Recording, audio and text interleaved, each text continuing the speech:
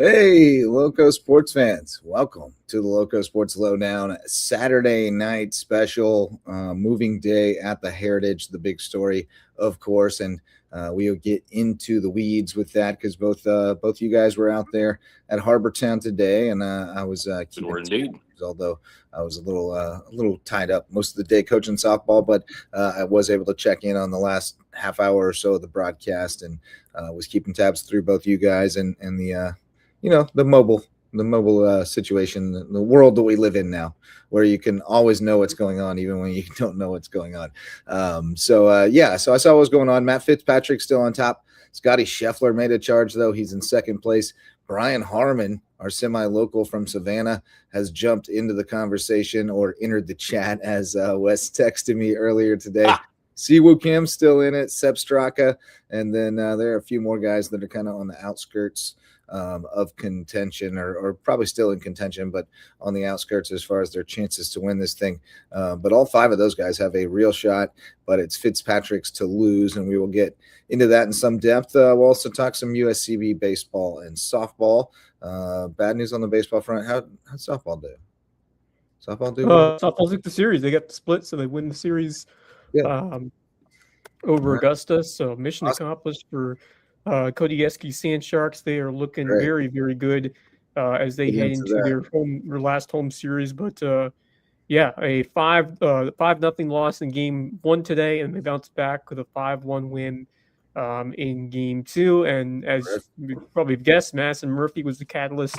Allowed just 3 hits and a 5-1 win in 7 innings, and nice job to bounce back. Alyssa Rose, another great game, 2 for 4 with an RBI. She has really earned a bigger spot in this lineup, and that's really cool to see. Kate Conway, 3 for 4 with a run batted in, and then Tamaya Whitlock with 2 hits. So offense doing their part, and then Madison Murphy, another fantastic performance, 6 strikeouts, 1 run, no walks, which is very encouraging because she has had game 3 starts, which really have not gone as well as game 1. This time it was better than the game 1 start. So that's encouraging news for Madison Murphy as we get ready to head down the stretch. And this team right now, as we take a look at the Peach Belt live, looking at the Peach Belt softball standings, USCB still in 7th place. They're 8-12. Actually, they should be 9-12 because I believe. Yeah, I may not have updated on there yet. Yeah, they should be, because it should be Peach Belt didn't update, but they should be 9-12, which means they would be tied for 6 USC Aiken. Yeah, because it would have to be divisible by 3. And so whoever wins that series will essentially have the leg up. Although Augusta will be 10-11, and USCB and USCA will be 9-12. That's what I'm looking at here.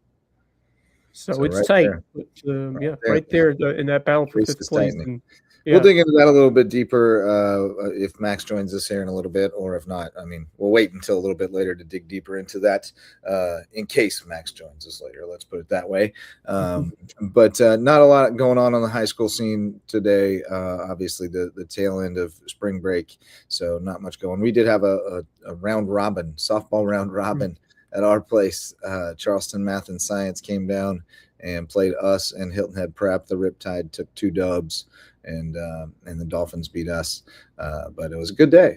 We immersed our kids in softball all day long, and I think it was good for them to see 2 other teams play each other and be able to see it from that perspective. And they got kind of hype rooting for Hilton Head Prep because they've kind of become one of our friendly foils. We've played them quite a few times, being in the same kind of stages of our development, and it's always a good battle. They gotten the better of us so far, but it's always a competitive game for at least a point, and then sometimes it starts to get away. But it was a nice day, and I think both coaches enjoyed it, and I certainly did, and I think the girls who were able to come out and play did too. But enough about that. Not much going on in the high school scene is what I was really meaning to say, and we'll get back to that hot and heavy starting on Monday once spring break lifts, and we'll be in the thick of it, the region races, and then get into the playoffs. But this week, of course, is all about the RBC Heritage, and tonight's show. Well, actually, before we get any deeper, let's shout out some sponsors because That's what I was just That's about what to he was do. going to do. I said, and That's tonight, exactly I'm what I gonna was say gonna I've do. been doing this for so long. I know when you're going to wear that for the most part. Tonight's show brought to you by Mickelson Law Firm and WHHI TV. Mickelson Law Firm is our original sponsor, our founding sponsor, if you will. They got on with this right in the beginning when we were covering the local Dixie Youth Baseball all-star tournaments and got their attention, and we've appreciated their support over the years, and they continue to do so. So if you need legal representation, call on Mickelson Law Firm, especially if you're buying a home. They're our official real estate closing attorney and presenting sponsor of our Hilton Head Christian Academy coverage. And then the other one, WHHI TV, Marcus Walsh. I like going with the tip of the hat, not the salute, but I've got the hat on, so tip the cap. Representing tonight with the WHHI cap. Needed to keep that sun off my face today. Yeah, I had to rep that out at the Heritage because it was another Chamber of Commerce day with the sun shining brightly. Oh, yeah. On Harbour Town. And WHHI, I'm sure, was out there in force. You got all your folks. I'm sure. I saw several folks out there. I did not happen to see any of the WHHI crew that I work with, although I think they were doing some South Carolina Alliance coverage out there, possibly today. They did a ton of coverage early in the week. I mean, Bob Stevens, Lisa Richardson, Betsy McDaniel, Maria Soden, maybe even Joe Keith. They were all out earlier in the week. And then I think Robin Zimmerman was out on Friday, and then maybe today, if any more SCA coverage had to be had. But bunch of us out there. Did see Coach Richard Barron out there as well. Wow. We'll talk more about him later. But when we were at the Wine at 9, we happened to see him and got some bug spray and a golf stress ball. Nice. As well, Coach. There you go. So, taking advantage of all the merch, the swag. Yeah. Hey, man. Absolutely. People got to spend that marketing budget every year, at the Heritage. Right. So you never know what you can pick up. But thanks to WHHI TV, our partner in local sports coverage and our all-star sponsor. And Heritage is front and center this week, and it's been a heck of a tournament so far. The tournament record, I believe, and Wes might correct me if I'm wrong, but I believe it's 22 under. Is the tournament record, and that is certainly in danger.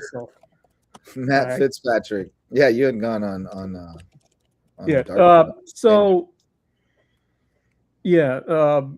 I was going to say that I also ran into some people I knew, including someone we know very well, Hayden Gregory, the head coach of the Bobcat football team. Was he hauling the trash? Yeah, and it's good to see all the some of the Bluffton Bobcats were helping out, which is that's their big really fundraiser. Really for the cool year. To see. Yeah, you got the Seahawks park the cars and the Bobcats handle the trash. So they see it's all one Lowco. Everyone's working together. I mean, he might be rivals most of the rest of the year, but and Hilton Head Prep got them good corn dogs. Oh yes, I saw their concession stands. I believe good. It's right around the 17th, the green. Yep. Yep. They got the good. Everybody's helping out in this tournament. It's really cool to see all the student athletes and so many be part of this. So here's the thing. You said it correctly. It was 22 under. However, put an asterisk next to it. That tournament was played in June when Webb Simpson won the thing. But remember, different conditions. Brian Gay, 20 under. Is that the? Brian Gay would be the one in April. Would be the. Yeah. So I guess technically it's 22 under.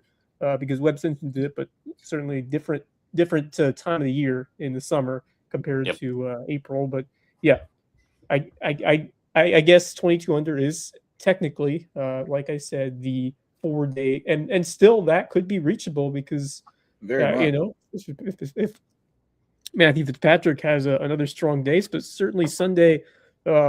When you're on a lead, you're maybe trying to play a little bit more conservatively, but some try to continue to fire away, and we could definitely see Fitzpatrick, who is so used to this course and these surroundings, would not be surprised if he has a chance to go for that mark. But most importantly, he's trying to get his second plaid jacket, and he has himself a 3-shot lead over Scotty Scheffler, and we get ourselves the dream final pairing. Right.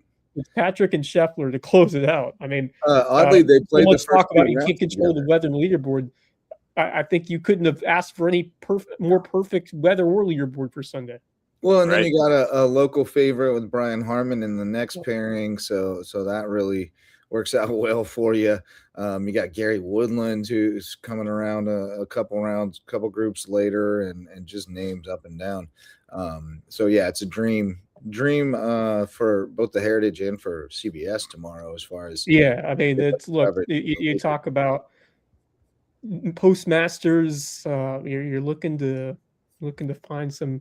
I mean, obviously, you got basketball and hockey playoffs underway, but some people are looking to watch some golf as well. And when you see those big names on the top of the leaderboard, like Scotty Scheffler, like a Matthew Fitzpatrick, you're going to tune in. And everyone loves Harbour Town. It's such a great, iconic track, and everyone loves the 18th hole and just the nature of it. Coming down here just week after the Masters, to 2.5 hour drive, however long it is, and it's just really attractive to catch in person, of course, but to also take in on television. And CBS is certainly excited about the prospects of what the final round could be. And I assume Nance is there. I'm not sure if he's still.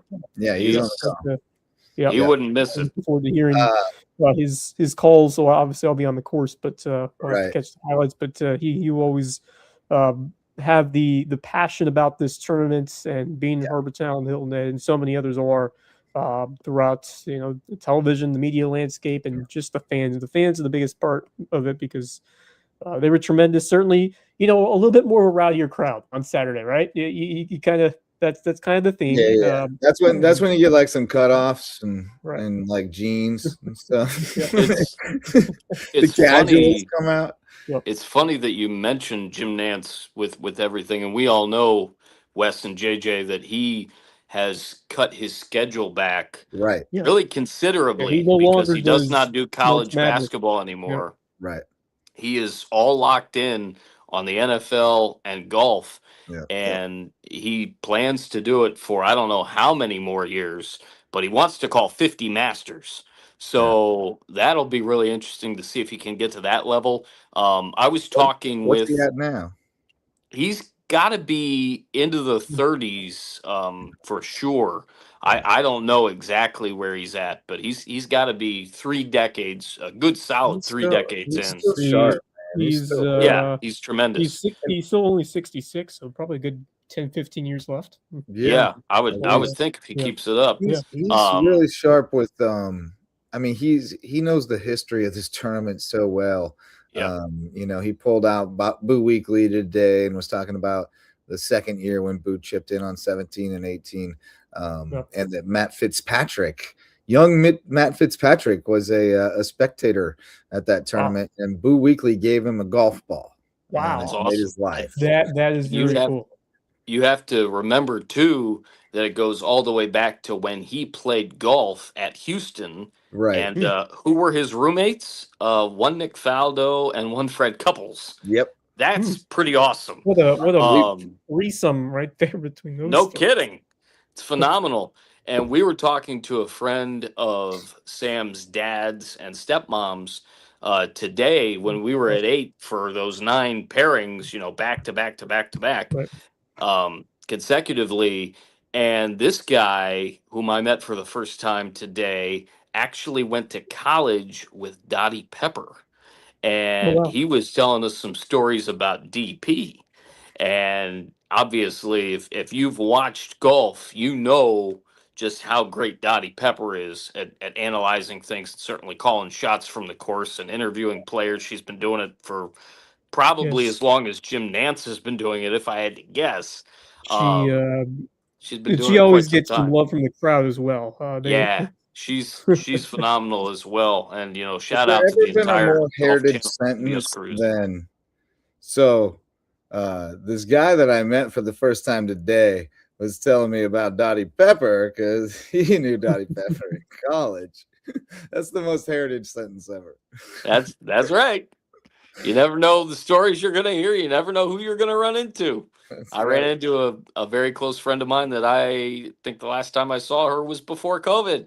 And we live so close together, but our lives have taken us in completely different directions. And she got to meet Sam. I got to see she and her husband and their son, and it was awesome. Saw a few other folks. I mentioned to you I saw Ray Alonso out there today, and my buddy Mike Trishita from the Island Rec days when we were both working with them a little bit. And yeah, it's always great getting out to the Heritage and the stories.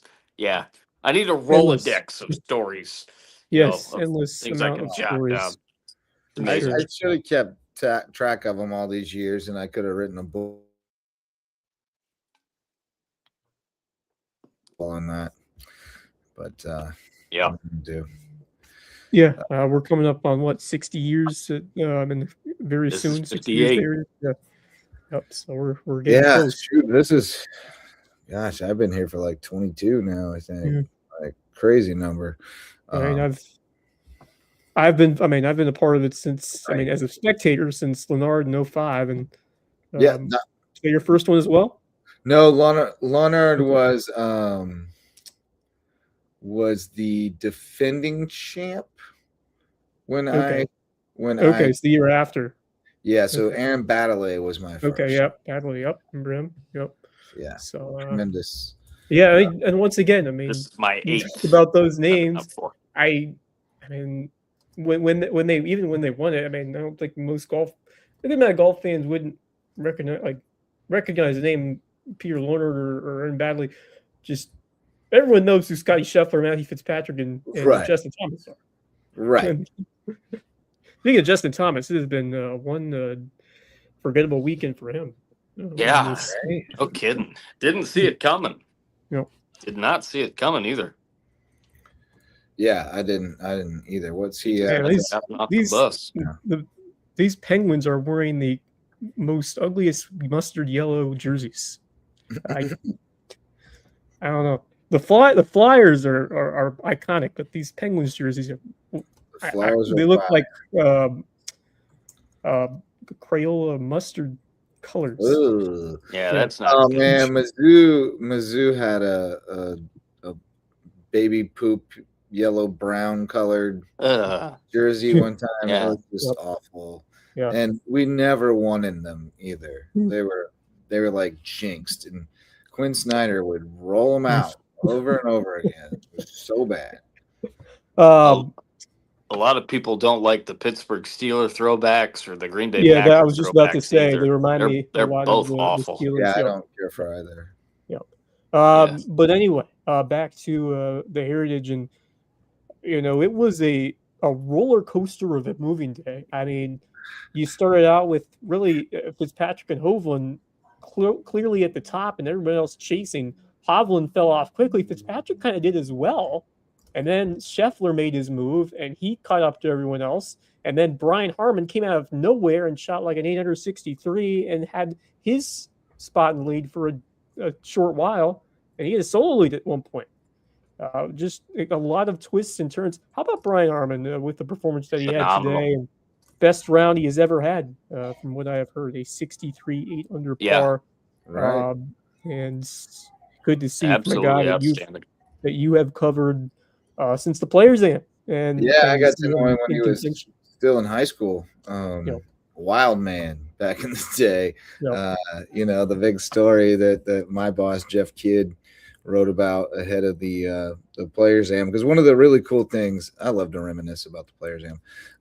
One of the really cool things about the Players Am was that they every year had a contestant amateur event, basically like a pro-am, on the day before the tournament started, and they would invite local media and donors and whomever else they needed to make friends with to come and play, and you get a nice tea gift that the players got, and you'd get paired with one of the players and some other honored guests and dignitaries. And so it was amazing. I mean, I got to play golf with some of the coolest people. I got to play with Marvin Lewis. I got to play with his brother Tim, who's also a football NFL assistant coach.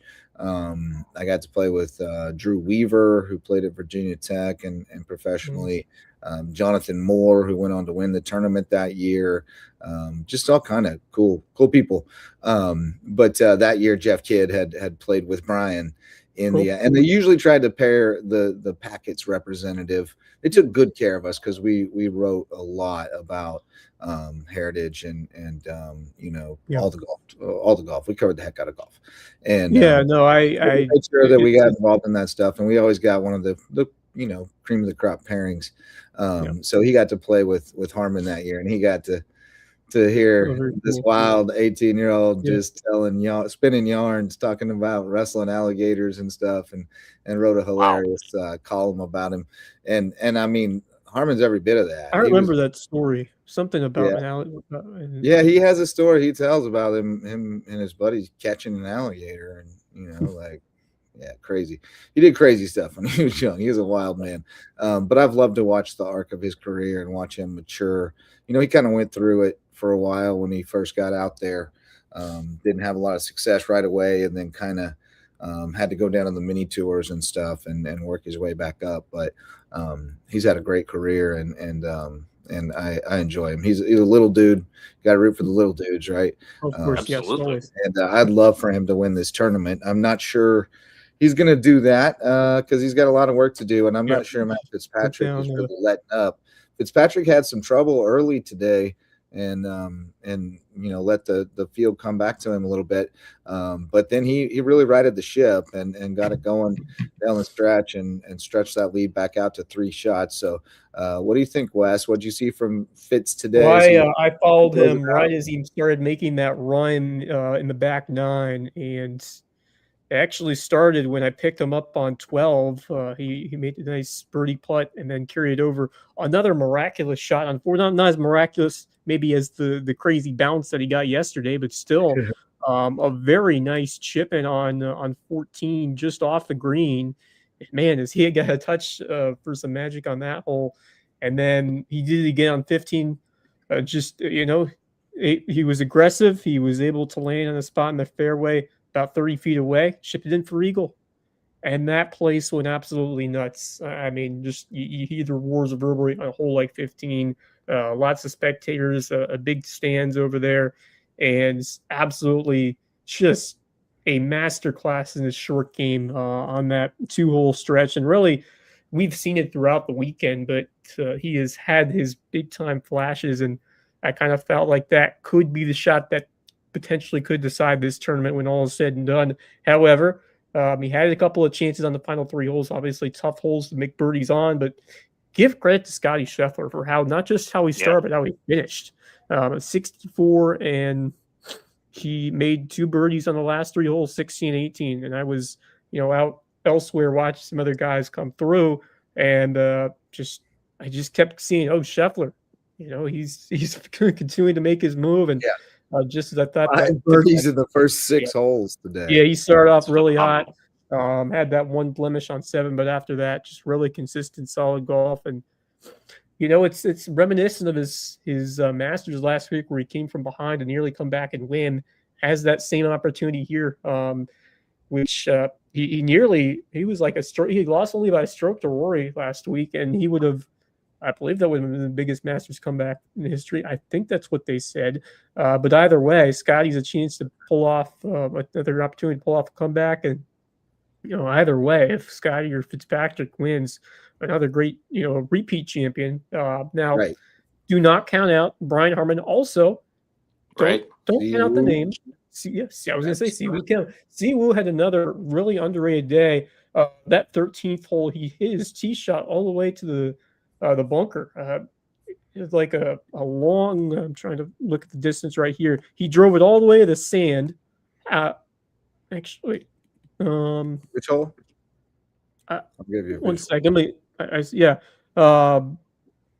Actually, don't quote me on that. Yeah, he. I may have been thinking of the other guy he played with, but yeah, he had a birdie on 13, which really set the tone for the rest of his rounds, and just played some consistent golf after that. And it's good to see Siwoo in the mix, because he has been one of the more fun golfers to watch around here. He had that, obviously, I mentioned that the chip-in he had on 15 yesterday, where he holed out from the sand after chunking that first one. But man, he's a fighter. He's a battler out there. He's gonna get everything he has tomorrow, and I'm looking forward to see. I hope that he's able to be in the mix or at least stay in contention towards the very end. But still, I mean, a chance for a top 5, maybe even higher finish than that for Siwoo, who's always a fun guy to watch. The gallery loves him. The Siwoo, yeah, they do. Siwoo are fantastic. But yes, it was a 32-foot putt that he made after hitting the green on 13 today. So that's kind of what sparked things after a bogey on the hole before, and he's continued to be ultra consistent, and I'm pumped to see what he does. He will be playing with I believe Harmon. I believe it'll be Harmon and Siwoo in the second to last pairing. That's the pairing because I'll tell you what, you talk about how crazy that Fitzpatrick and Scheffler pairing is going to be. It's going to be a three or four humans deep. So I might be watching to see if Harmon or Siwoo Kim can make a run. That could be entertaining. That's kind of the move. I mean, kind of you can stay ahead of the one group but still kind of keep tabs on and that's the fun part of it, is that if someone's about to make a run, that's the cool thing about it. But and you got to keep there's still some others to watch, but certainly right now as we speak, Fitzpatrick once again, per our friends at Data Golf, a 55.5% chance of Fitzpatrick taking his second tartan jacket. Scheffler giving still some solid odds, despite being 3 strokes back at 20.2%. And then next would be Siwoo Kim at 5.3%. And then Sepp Straka also at 1,300 with a 4.1% of a comeback win. Harmon? I'm sorry? Harmon at 2.9%. He would be next. Interesting. Wow. So they jump Sepp over Harmon. So Sepp's been really solid this year. He's the top 20 guy in the world ranking. Yeah. No, I was just interested in how the odds shook out there with those. Yeah. I mean, Straka's been ultra. Yeah, he's 13th in the world golf rankings. Harmon, by contrast, is 50th. So there's a lot that plays into it, but I think so. I got the notes in front of me from the PGA Tour, and they do such a phenomenal job of pulling these notes. My God, John Bush and those guys are just incredible. Matt Fitzpatrick, this is his 5th 54-hole lead or co-lead on tour. He's 2 for 4 so far. He won here at the Heritage and at the 2023 BMW. He was T2. He won the U.S. Open 2022. And he was second at the Arnold Palmer. So he's had pretty good luck when he leads going into the final round. 3 strokes is the largest 54-hole lead at the Heritage since Stuart Sink carried a 5-stroke lead into 2021. Remember that romp? Old man Sink. Yeah, no, it kind of crazy because that was a big win for him that year. I mean, we've had a lot of really good finishes. We've had like Spieth won a playoff, Fitzpatrick won a playoff, and then Justin Thomas won the playoff. The other one was. But I thought Scheffler had a bigger lead. I guess I swear I thought Scheffler had a bigger lead than 3 and after that third round, but I guess not. I do remember. I guess it was because of the Monday finish that he just went off on Sunday and then just wrapped it up on Monday. But pretty crazy stuff there. But I'd say it's far from insurmountable, especially when you get Scotty Scheffler behind him. He's not going to roll in. He can turn it on, and then we'll see what Brian Harmon can do. But I mean, I still think there's a ton of drama left in this tournament. Oh, yeah. And how is Fitzpatrick going to come out? Is he going to come out guns blazing? Is he able to make a couple birdies early, or will it be another lackadaisical start like we saw yesterday? In terms of the weather, I feel like there could be. I saw there's a decent amount of wind in prospects. I saw the wind's going to shift around too. It's been southerly, but it's going to be northerly tomorrow. So definitely makes the golf course play different, and that could impact some guys more than others. Yep, I was really impressed. Again, I spent a lot of time at 8 today. Saw everybody from Russell Henley. What's that? Hardest hole on the golf course. Yeah, saw everybody from Russell Henley through Ricky Fowler, and then so Russell Henley was playing with Stephen Fisk, and then Ricky Fowler was with Kurt Kitayama. So we saw all of those groups consecutively, and then we moved over towards back to 10 real quick, and then 1 and 9, the intersection there. Spent some time at the Wine at 9 area, and saw Gary Woodland with a tremendous chip in at 8. That was Nice. really awesome. Yep. Joe Highsmith played, shot for shot with him. Yes, Joe out of Lakewood, Washington. That was a beautiful shot on that 8th. I was right. I was Yeah. coming this, and I just heard the crowd reaction because I just got there when Scheffler was I have right to correct behind him. myself. Yep. 8 is not the hardest hole on the golf course, at least not this No, year. Has traditionally been considered the hardest, but 4, yes, by far the hardest this year.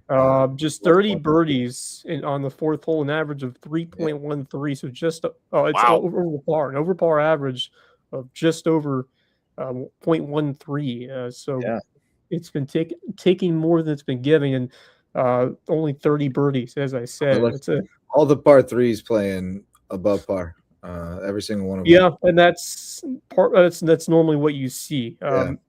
The Pete Dye's par 3s on this course, all of them, quite difficult. Even 7's right behind 4. 7 is the second hardest hole. So and 14 is the third hardest. Yeah. The trees is 7. 17 is only the 8th hardest, which is interesting because 17 has been a trouble spot at times for it's a many. difficult hole. But I think the wind hasn't really blown out there much. Tomorrow it's going to be tough because they were saying that the northern wind will be blowing right down the 18th fairway. So that means you're going to get a nasty crosswind blowing across 17 into the marsh. So you're going to have to really try to hold it up against the wind. It's going to be a tough shot. You've got the bunker over there on the side as well. So should play pretty tough tomorrow, I would think, especially if the wind picks up.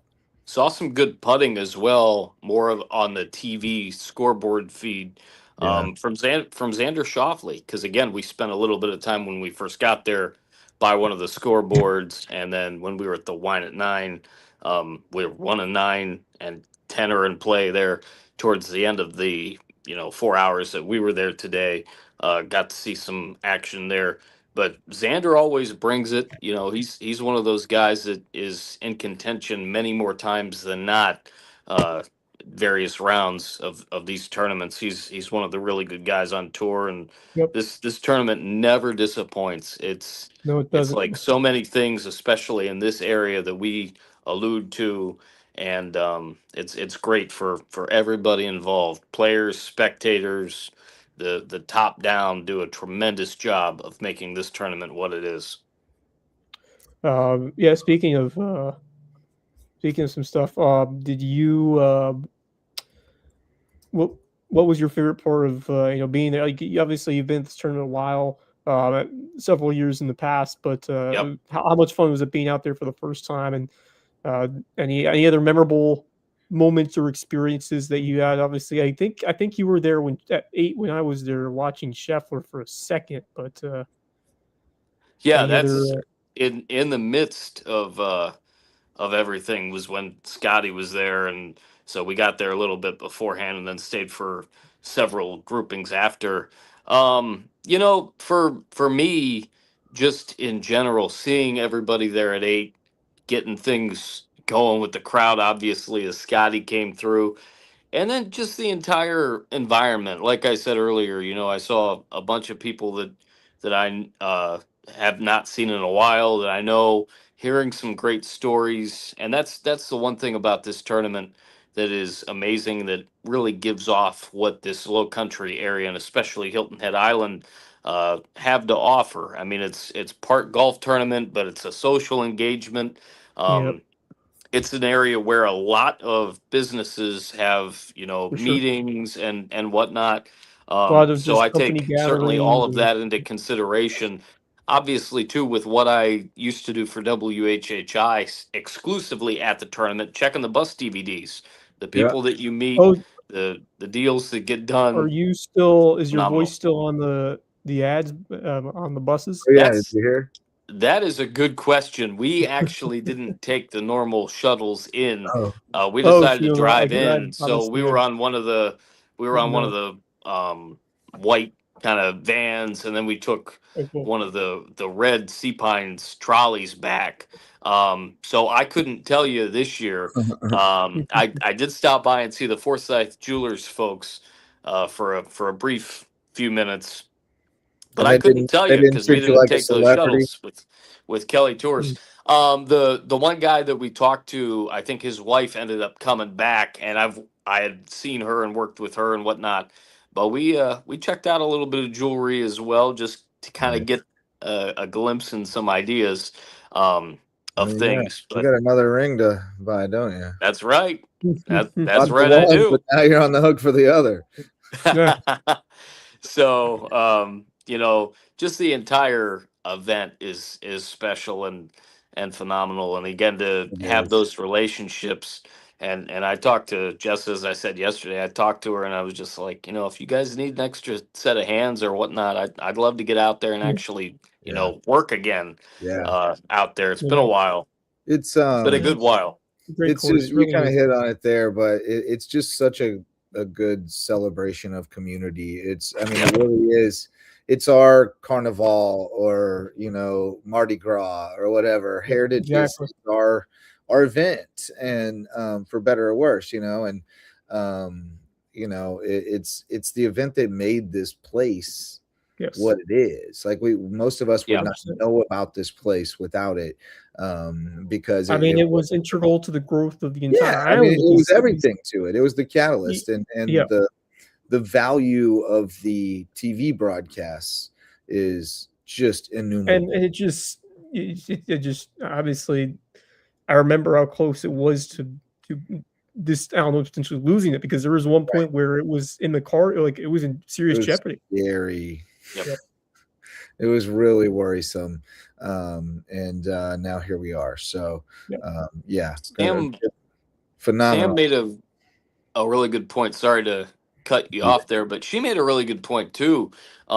She's getting involved in watching all these sports because, if I'm not covering them, I'm staying closely involved with what's going on for, this show and other shows, and certainly what I do with WHHI. And she said, this is like South Carolina or Hilton Head's version of Disney World. Everybody comes Yeah. and sees it, Yeah, and it it's kinda its is. own It's a attraction. pilgrimage. And True. that might sound like a little bit of a funny reference, but I think Yeah. it's spot on because it Well, really it's is. like any other big event, like Yeah. any other big event that happens, whether it's a sporting event like the College World Series or the Yeah. Kentucky.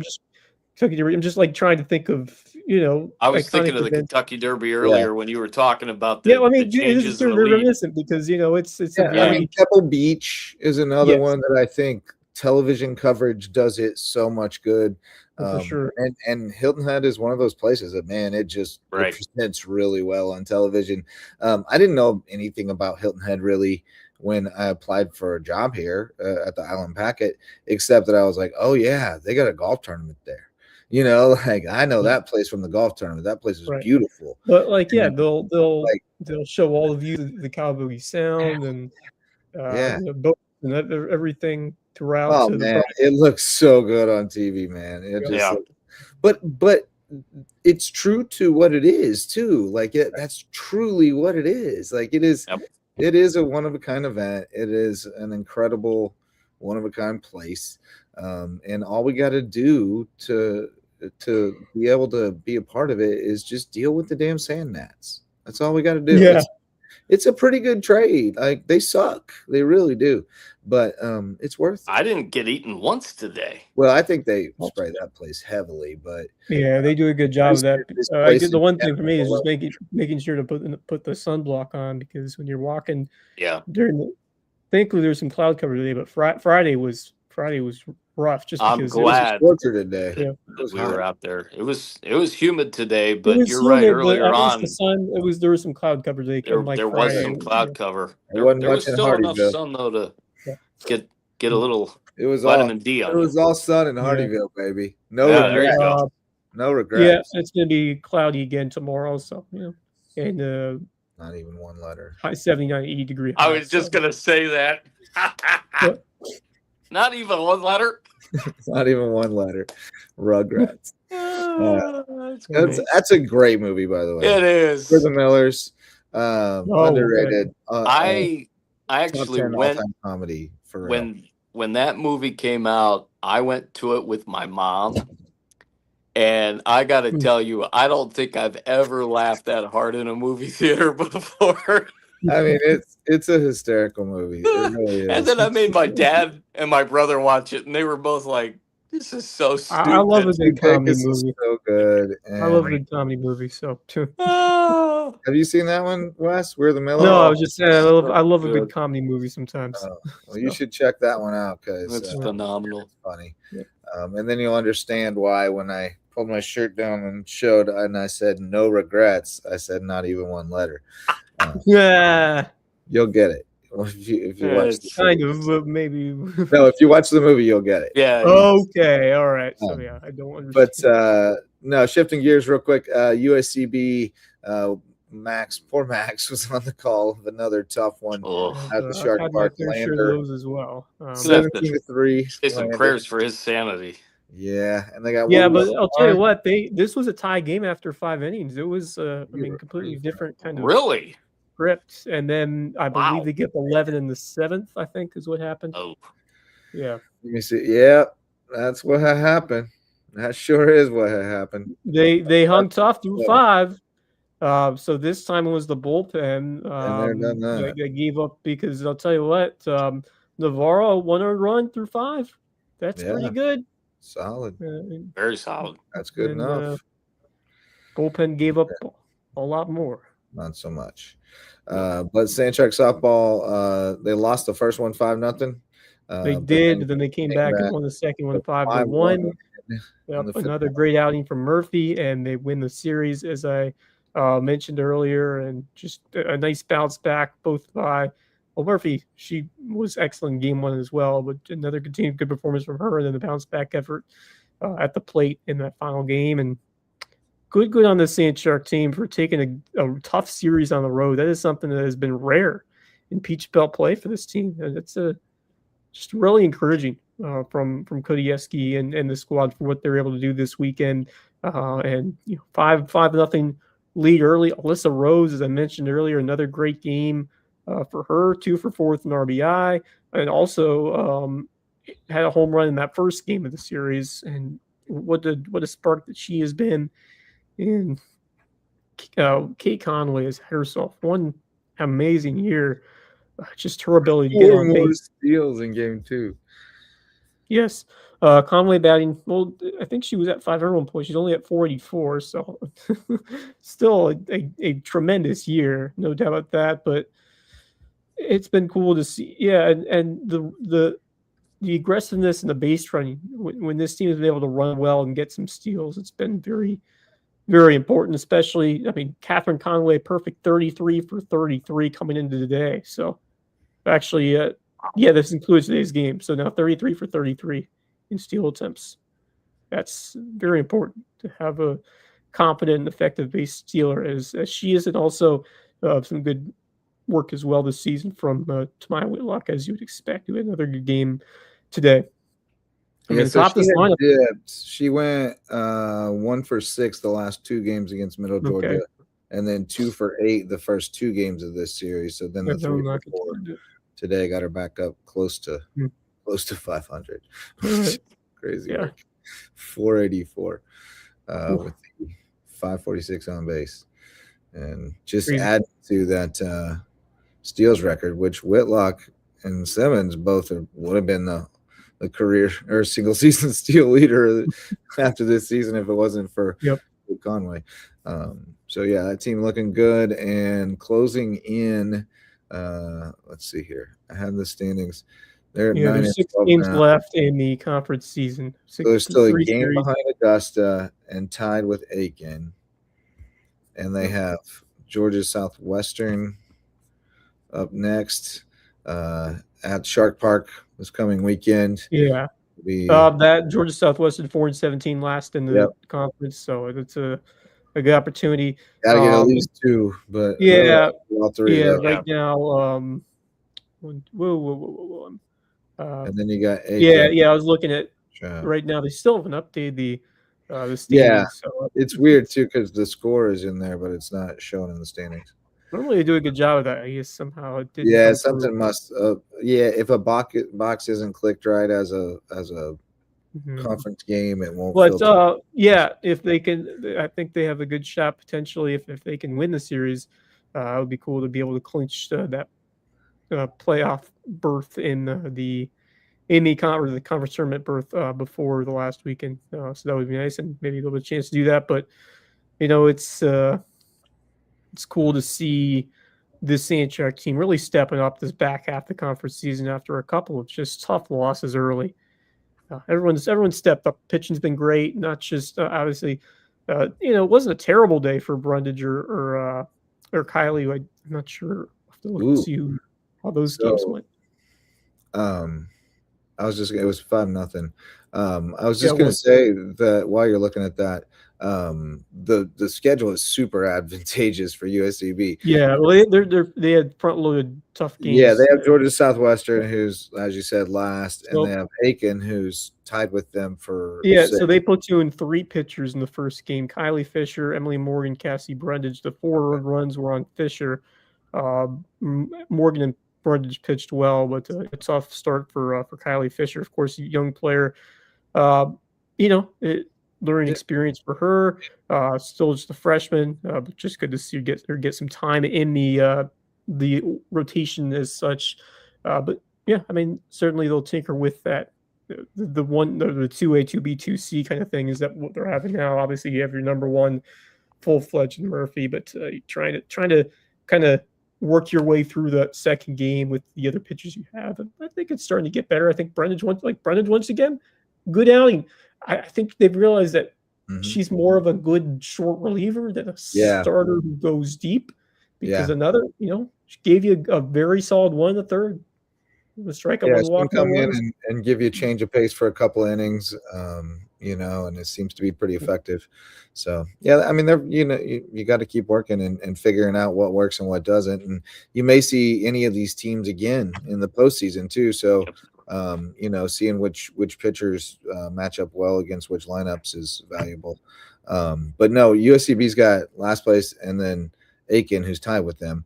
Augusta has North Georgia, which is second place and really good, and Georgia College, which is fourth place. And Aiken has USCB and Lander, which is in third place. So you would think it's setting up pretty well for USCB to sneak into that 5 seed if they can just take care of business mostly this weekend against Georgia Southwestern, but also against Aiken. Aiken coming off a sweep. They had Columbus State, which is never fun. So they got swept. So all right, Sand Sharks moving and shaking, and Alyssa Rose contributing in a big way this weekend. Good stuff. Anything else newsworthy come across your radar? I do actually no. I never mind. It was something else for later. But gotcha. Yeah.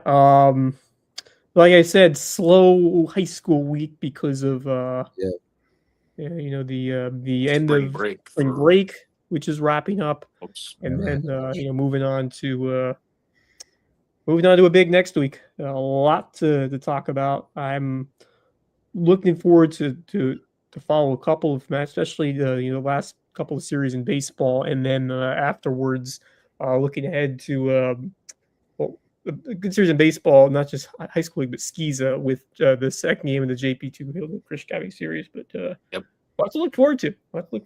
I'm pumped to see a couple of those, and then just lacrosse playoffs getting ready to start as well, which got pushed back a bit from what I heard compared to when they have started them in the past, because they've normally started like this weekend in the past, but they've pushed them a bit back, which I think puts them on par with the rest of the spring sports. So things are getting ready to start winding into the home stretch. I've never been to Thomas Hayward except for a football game. Where is their baseball stadium It's in? it's right behind the football Yeah, field. right behind. Okay, Yeah, perfect. Because I think I'm going to head out there on Monday, check yeah. JP2THA out. Matter of fact, the outfield is cuts into the football field. They got a temp fence Oh, going across the football field, so you can't miss it. good deal. But Glad yeah, to hear it. yeah, should be a good game. All right, shout out to some other sponsors. Hudson Seafood House on the Docks, great place for seafood, sunsets, and cocktails on Hilton Head Island, and a very popular spot, I would say, this week during Heritage Week. Yes, If you come to Hilton no Head, doubt. you got to go to Hudson Seafood House on the Docks. Get the hush puppies. Oh yeah, Just suggest you get the sweet. flaw. And, The hush puppies are sweet, deep fried balls of goodness. I tell they you are what, they they're so are good. They're awesome. so good. So get to Hudson's and also check out Under the Bus. Hudson Seafood House is the presenting sponsor of Under the Bus on the Lowco Media Network with Bob Stevens, Rich Basirico, and Curry Kirkpatrick, and occasionally me sitting in for one of the other of the old grumpy goats. But check them out every week on the Lowco Media Network to see who they throw under the bus, and get over to Hudson Seafood House on the Docks. If you need a personal injury attorney, especially over in Beaufort, you got to call on Twingen Twombly. You'll never forget that name. It's a rare name, but they provide remarkable service at Twingen Twombly over in Beaufort. If you need to get those windows and doors improved, Marcus, you ran into our friend Richard Barron today. Coach I Barron, did he's hung up indeed. his whistle. He's watching golf and selling windows now. He wants to improve your view of Loco at HHI Windows and Doors. Was that his stress ball? Yes, You gave and out? and he hooked me up with some bug spray too, which we'll definitely be Coach, using at some point. clutch. Bug spray is definitely a great promotional item to bring with you, or Absolutely. sunscreen. You Can never get enough of that stuff. save lives with bug spray and sunscreen at the Heritage. But get to HHI Windows and Doors to improve your view of the Loco. If you need to get that haircut or not, go to Jay's Barbershop and hang out with the fellas and maybe get lined up over there at Jay's Barbershop, the place to be in Ridgeland when you need a haircut or not. And if you want to take your skills on the mat to the next level, I mean, they're mostly looking for like high school wrestlers, but I don't suppose they'd turn you away if you're an old man who just wants to go roll. Head over to Reverence Wrestling Club in Bluffton, the place to take your skills on the mat to the next level this offseason, our official wrestling sponsor and presenting sponsor of the Loco Grind. But yeah, they'd let you roll. I mean, my guy Gearhart, coach at Hardyville, he decided, he's a crazy person, and he decided to wrestle in the U.S. Open last year. And he went and trained at Reverence. And every time we went to a tournament, and May River was there, he'd be like, "Oh yeah, I wrestled that guy. Oh, I wrestled that guy. I wrestled that guy at Reverence." But yeah, they'll let you roll. But love Reverence Wrestling Club. All right, guys, time for our parting thoughts. We're gonna get it in an hour, possibly. We got 6 plus. Can we do it? Marcus Walsh. Start us off. Well, got a couple of quick ones. Another big win for the Guardians tonight, 4-2. Bo Naylor hits his first home run of the year. He's been struggling. Rocchio, yeah, Brian Rocchio with a big 3-run shot. Bo Naylor capped it off with a solo shot, and a big win for them. Gavin Williams is looking like the ace of this team right now. He pitched 7 innings through 100 pitches and just carved up the Baltimore Orioles. So another big win for the Cleveland Guardians against Baltimore. And the start of an interesting homestand as they've got Houston to follow Monday, Tuesday, and Wednesday before heading to Toronto next weekend. And then just as we were wrapping up last night, I saw, I think it was either on Facebook or X, that if you're familiar with the Bob and Tom show, Bob Kavorian died yesterday afternoon at the age of 75 after a battle with cancer. And I absolutely watched and listened to them a ton when I was in high school, heading to school every day with my brother. Watched Tom Griswold give a very heartfelt, very emotional, without question, and heartfelt interview, long form, about 7 minutes, on what Bob meant to him. And those guys were two of a kind, especially in comedic radio. And so rest in peace to Bob Kavorian. He and Tom Griswold, phenomenal, and they did it for a long, long time together. He retired, Bob did in 2015, and then just traveled the world with his wife. And they all got started just by him working with some bands in the age of rock way back, and that's how Bob and Tom got started, and they made quite a name for themselves without doubt. And I know the show won't be the same, but it's still pretty doggone good. Certainly with Tom Griswold and Chick McGee, and I think Katie Lee's still there, and whatnot. Rest in peace to Bob Kevorkian for sure. Not to be confused with Jack Kevorkian. Correct. Totally different. Too. Yes. Don't get those two confused. Yep. How to do it. All right. What do you got, Wes? First off, just another great day at the Heritage in Harbour Town. Was fun to just see a couple of friends. I mentioned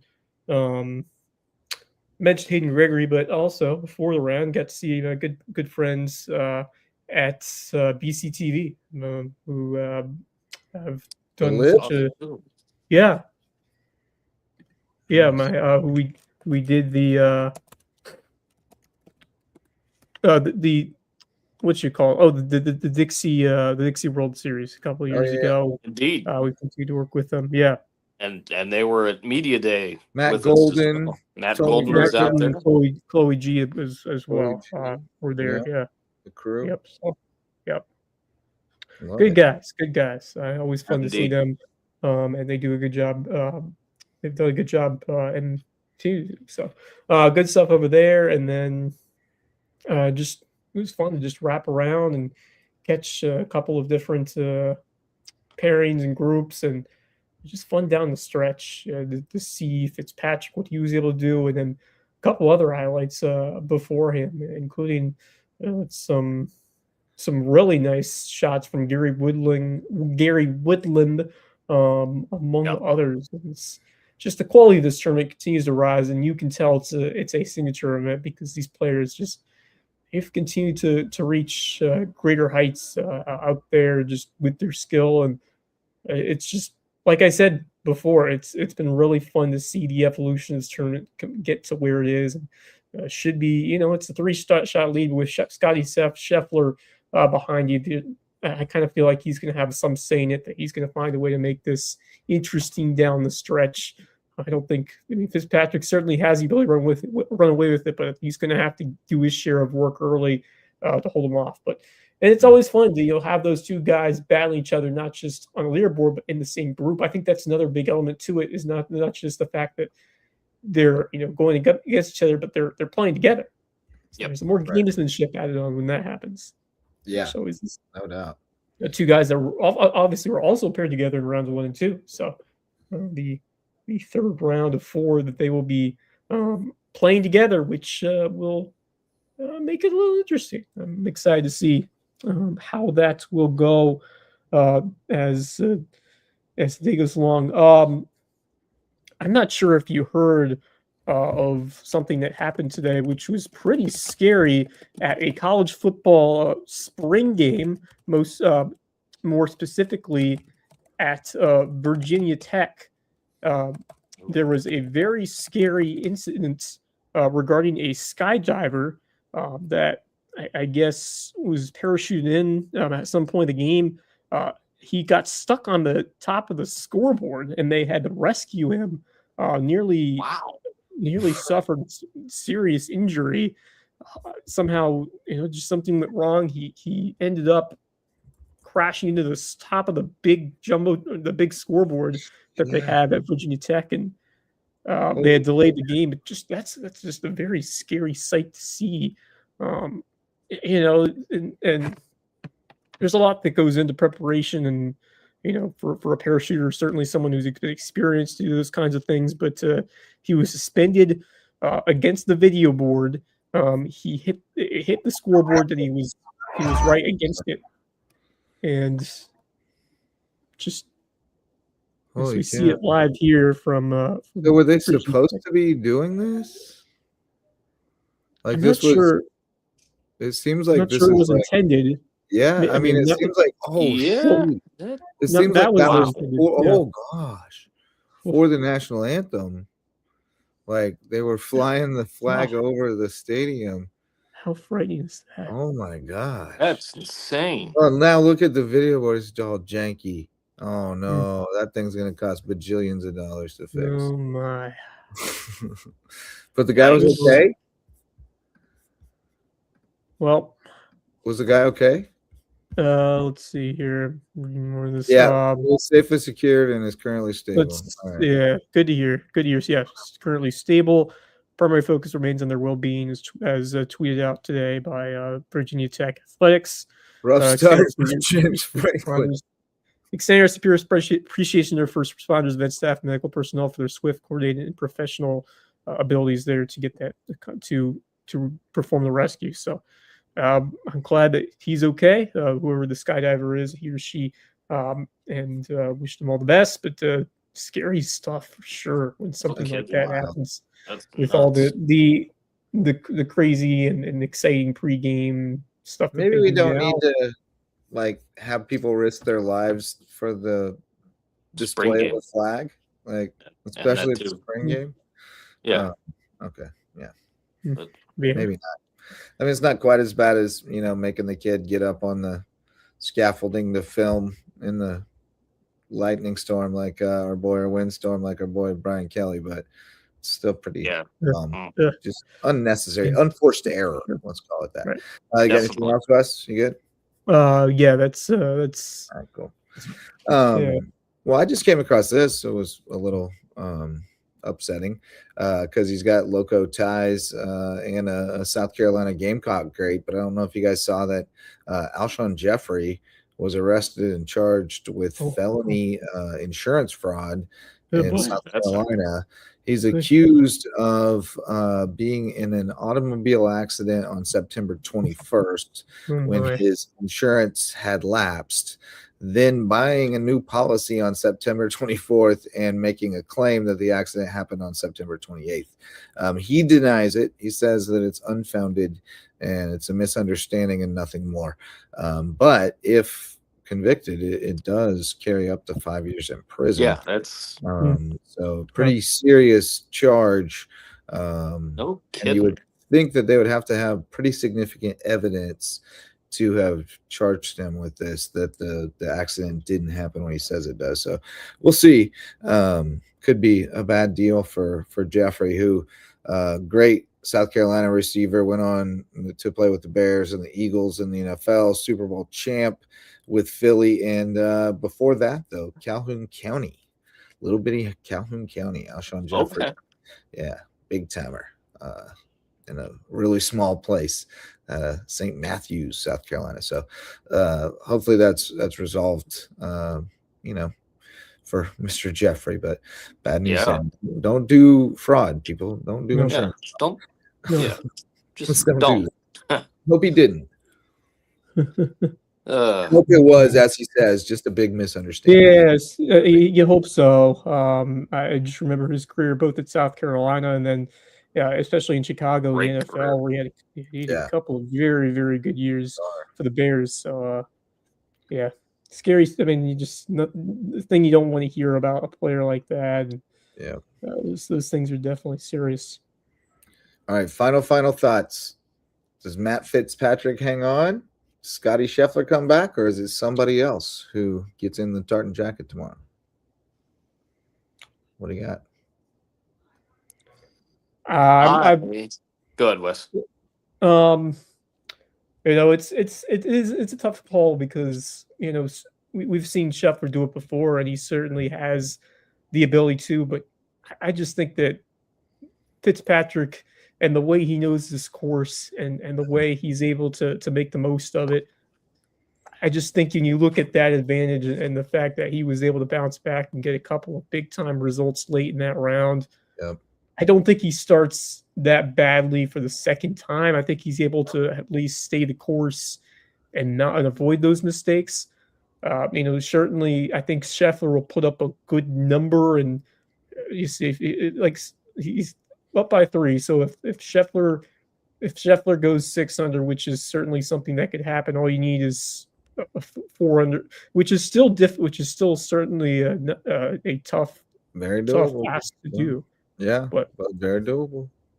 Yeah, it is very doable, and you could absolutely see that. But I think that what I've seen from Fitzpatrick and his ability to do that shot shaping, which is so important for this course, and the way he's been able to bounce back a couple times in this tournament, he just, this is a special home to him, and I think he is going to do enough early in this round to kind of maintain that lead. And I think I don't think you can play too conservative. I think you have to really attack early, get those you need to take advantage of those early par fives. If you can make a couple of birdies early, I don't think this is a play conservative lead up by 3 strokes. You have to attack. Right. You have to play like you have all tournament long. I think he will. You almost have to birdie 2 and 5, and then you'd like to birdie at least one more in that stretch. You know, like you got to get off to a hot start, just like Scheffler did today, 5 out of the first 6, because that's out there, and somebody's going to do it, and you just got to make sure that you don't let them pick up too many on you. You really got to take advantage of those par 5s on the front. What do you think, Marcus? You think Fitz hangs on? Yeah, I had to take a look at some of the pairings just to be sure. I think Matthew Fitzpatrick will hang on and get the job done. I do too. I think Scheffler will put the pressure on, certainly. I think it's going to be a good litmus test, though. Like, there was a lot of discussion this week. Well, it happens all the time with Kornheiser and Wilbon, because Wilbon's such a Tiger guy. Tiger this, Tiger that. Nobody will ever be as good as Tiger. And Kornheiser just likes to, when somebody comes along who is worth having the conversation about, kind of poke the bear and say, like, well, hold on, you know. And I think Scheffler is the closest we've been in a long time to somebody that you can kind of compare to his dominance and the run he had. And it's not approaching what Tiger did yet, but it'll be a good test of, Tiger on Sunday used to be an ominous figure. And if he was lurking on Sunday and if he started making a move, everybody just wilted. They just folded. Yeah. And over. And we're going to see if Scheffler has that kind of power. I think he might over a mortal field, but Matt Fitzpatrick is not a wilting flower. He's number 7 player in the world. Yeah. He's really good. He's in top form right now. He just won a few weeks ago, and he loves this golf course. It's his favorite golf course on tour. And he also said that he was really worried about the renovation, because he said anytime I'm renovating your favorite golf course, you get a little bit nervous. But everyone has just raved about the job that Davis Love the third and his people did in renovating the course, and they've said that the greens are truer than they've ever been, but also like tougher than they've ever been in a way, because the breaks are very subtle. But they love the place. I think Fitzpatrick is just so at home here. And I think today, if he was going to fold, I think today was the day, right? Because Scheffler was charging hard and he got off to the rough start. And if he just scraped it around and shot par today, he wouldn't be where he is. But he was able to pull it out and shoot 3 under and give himself that lead. So I think he's going to be okay. He's got a little margin for error, and he'll be able to right the ship and finish it. But who knows? Like you said, if Scheffler goes 7-8 under, then it's a whole different ball game. So should be a great day. You can pick it up on ESPN Plus or Golf Plus or whatever right off the bat in the morning, and then it'll be on CBS in the afternoon, starting at 3. So Golf Channel at 1, at 1, CBS at 3. That's right. All right, boys. Good stuff. Check out the Heritage tomorrow, whether you're in person or watching on TV or the stream, and then check back with us tomorrow night for the final round recap and whatever else comes across our radar. Thanks to all of our sponsors for making this possible. Thanks to all of you for showing up to listen or watch another episode of the LowcoSports Lowdown. For Marcus Walsh and Wes Kerr, I'm Justin Jarrett. Till tomorrow night, post Heritage, go Lowco.